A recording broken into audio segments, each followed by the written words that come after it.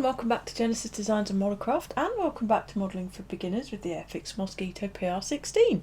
And this is not part 2, this is part 1.5.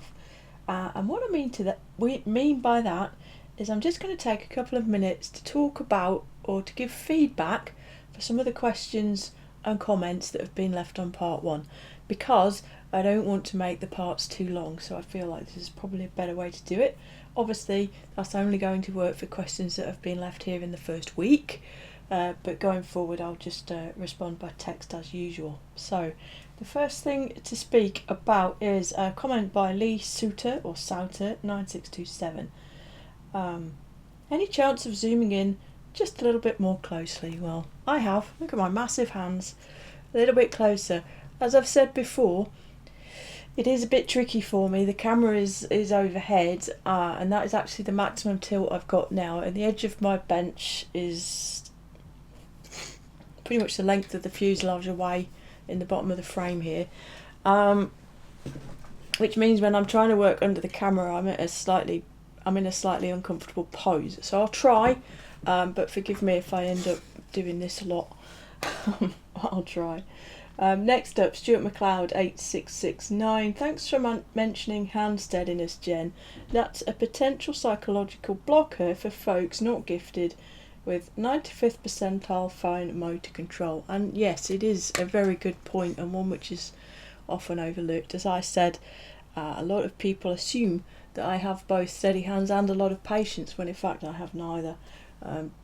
They're not terrible, but they're certainly not steady. So what I do, and it's something I've noticed with a lot of sort of craftsmen really, is you can't see it, my forearms, whenever I'm working here, my forearms are actually touching the edge of the bench, so they're sort of bracing my hands right from the off. So instead of working all the way from the elbow, it's really just from the wrists.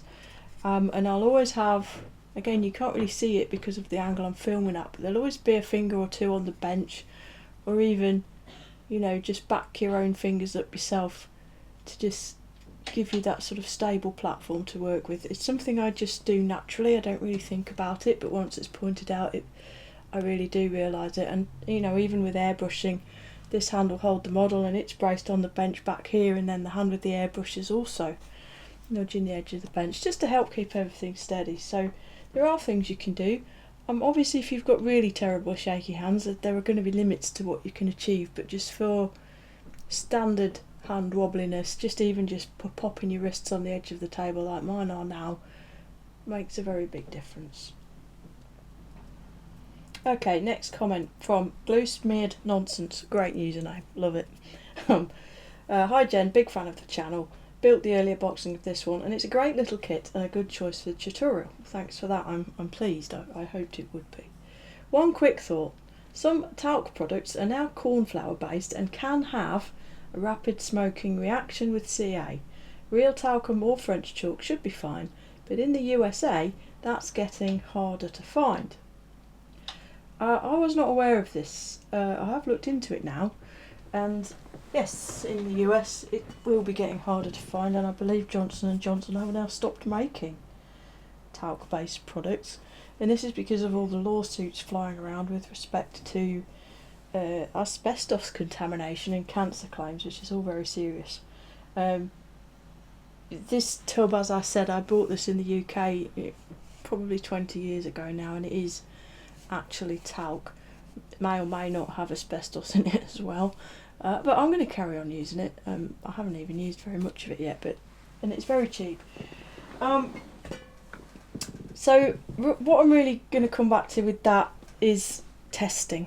If you get some talc or some sort of dust that you're going to use, test it in your glue. Don't test it on your model. Make some glue up and see what happens. Some glues will go off really, really fast with super glue. Other super glues are fine. The best one I've found up to now actually is this stuff. I don't have any at the moment because it's hellishly expensive actually. Loctite 495. This mixes with talc beautifully and makes a lovely, lovely filler, and I really do need to get some more. What I'm using at the moment is this, which is just cheap gear. I think I got it off Amazon. which is okay. The talc makes it go off pretty fast, and it can be a bit lumpy, so it's not as good as Loctite, but it's a lot cheaper. And then I've got the AK products. I've got the black one and the clear version of pretty much the same thing. These mix nicely with super glue, but in fact it's perfectly okay to use these with, mix nicely with talc, I apologise, but in fact it's perfectly okay to use these without talc. These will stand quite happily, even if you use them as they come, but obviously the gap filling properties are significantly reduced. So do some testing, make sure it mixes okay, make sure it dries okay, make sure it doesn't get really hot and give off a load of fumes, because the fumes given off by super glue can be really offensive to a lot of people. So just be careful with that. There are specific modelling talc type products that you can use to mix into your glue to give the same results. I believe Deluxe Materials for one, at least. Just, I think there are other manufacturers as well, but they do a sort of a modelling filler dust type stuff. Don't use micro balloons, don't use baking soda. They'll make the glue set up rock hard and are counterproductive to what we're trying to do here. But yeah, just give it a test and be careful. If your glue does get hot and start smoking, try not to breathe the fumes in, because they're not cool. But if you use real talc, perfumed or otherwise, and a decent, good quality super glue, you should be fine. So that covers that one. Okay, and the final comment I just wanted to address, and it is something I meant to speak about in the video, so I apologise for completely forgetting that. This one's from Jaswo59, and he said, great video, Jen. I bought this kit specifically for this when you first mentioned the idea. I hope to start next week and build along with you. Just a quick question though, do you need to wash the parts first? And I see this pop up quite frequently, and the answer is no, absolutely not. Now, I'll do a caveat right now, that everything I say in all of these videos is purely my opinion, but those opinions are backed up by use. You know, I'm telling you, or I'm passing across to you what I do. I've been modelling seriously, I hesitate to say seriously, but you know, since I came back to modelling proper, it's been over 20 years. I've been modelling on a semi-professional basis for 12 or so years now.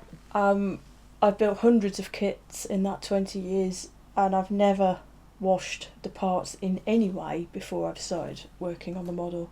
And I can genuinely think of one occasion when I had any issues with the paint really reacting to the surface. Adhesion issues are a different thing.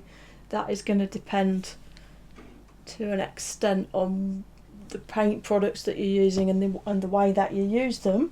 But the idea of washing the parts to get contamination off, like mould release and things like that, I find slightly nonsensical, because the type of chemicals that could be used for mould releasing are not going to be removed from the parts by simply washing them in mild soapy water. Categorically, it will not be removed from that.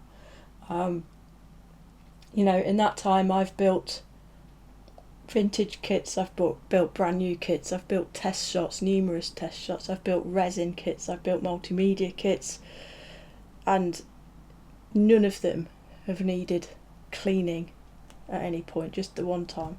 So I don't think it's a big enough problem to justify the potential issues of losing parts and breaking parts by trying to wash them in the sink or something. So no, I don't wash the parts. I never have, frankly, I never will. If I feel the need to cleanse the parts, degrease them, whatever, however you wish to put it, before painting. And I will admit, if I'm painting with a pure acrylic like Ammo or Vallejo, for instance, Life Colour, that kind of stuff, I actually probably would degrease the parts before applying the paint, because that stuff really doesn't stick. But the way I do it is like this. My voice is going. You know, wipe the part down, just the same as you would if you were painting a vehicle or anything else. You clean the part just before you paint it.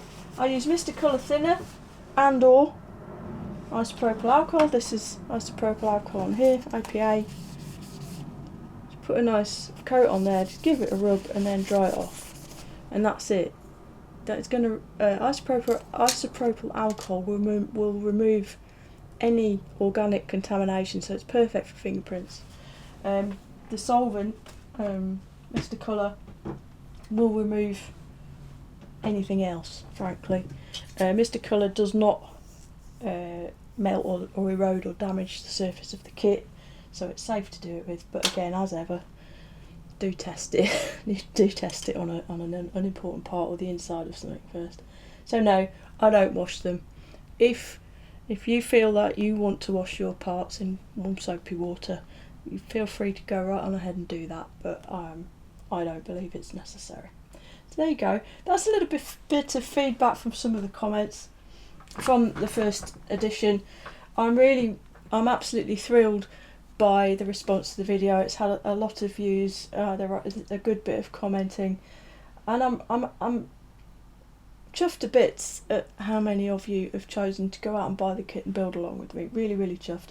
I'd love it if any of you can be bothered. If you share your progress with me, you can private message me via Facebook or whatever, email me, whatever you want. I'd really love that, and I'll feature your stuff in the videos if you do. So that's it, part 1 alpha. I'll do this in between each video if it seems necessary. Look out for actual part 2, which will be coming up within the next couple of days, if not the same day as this video, where I will take these interior parts and get them painted up. So we'll show you a little bit of spraying and paint mixing and what have you. So there you go. Thank you very much for watching this. Thank you very much for watching part 2 and supporting the channel generally. And with all of that said, it only remains for me to say, look after yourself, look after each other, and Genesis out.